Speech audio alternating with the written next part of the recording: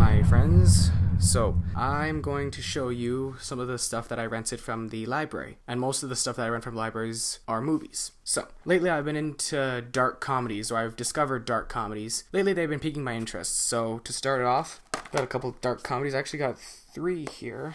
Actually 4. 4 if you count the Nice Guys. If Nice Guys is a dark comedy, then that would be a 4th one. So, got them all right here.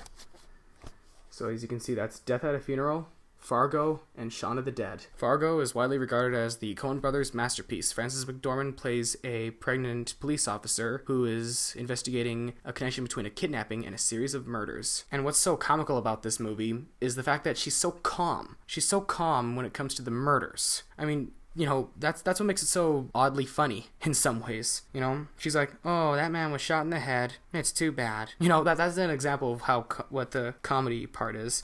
Death at a Funeral. So, I haven't seen this one, so I might give it a shot, of course. Always good to have an open mind. One of my favorite ones to watch on Halloween, Shaun of the Dead. You know, nowadays, people who watch The Walking Dead would probably watch this, because Shaun of the Dead was released in 2004, and The Walking Dead started airing in 2010. So, yeah, this movie got the whole zombie era at a good start. That is, of course, in a dark comedy sense. Star Wars Rogue One. I sure enjoyed Star Wars Rogue One when I first saw it in the theater when it aired in December 2016. Released, not aired, not a TV show. Anyways, I enjoyed it, and I thought, oh, I might as well see it again. It's kind of like Road to Perdition, one of those Shakespearean tragedy films. You know what I mean? You know what I mean when I say Shakespearean tragedies. Well, I can't really explain because that would spoil the whole thing. Making of the Mob, New York City, hosted by Ray Liotta, or narrated by Ray Liotta.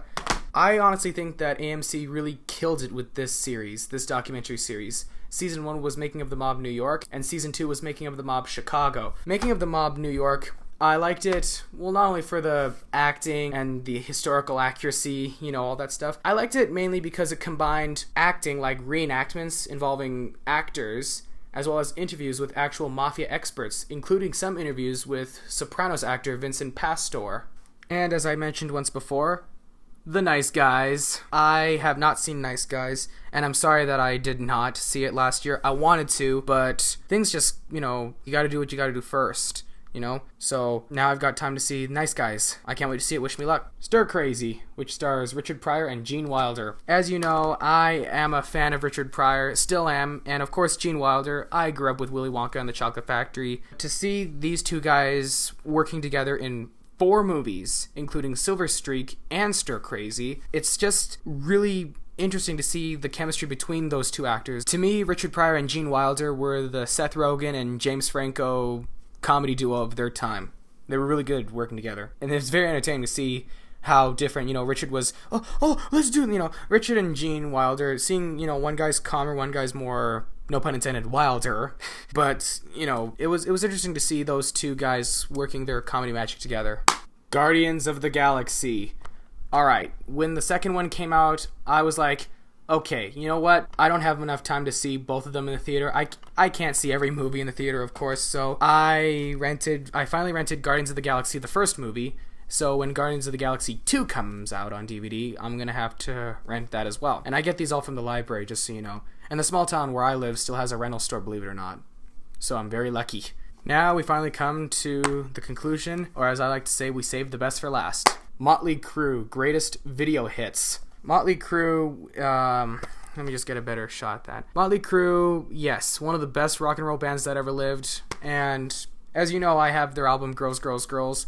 But it's more than that. I saw them live during their final tour in December 2015. One of the best concerts I've ever been to.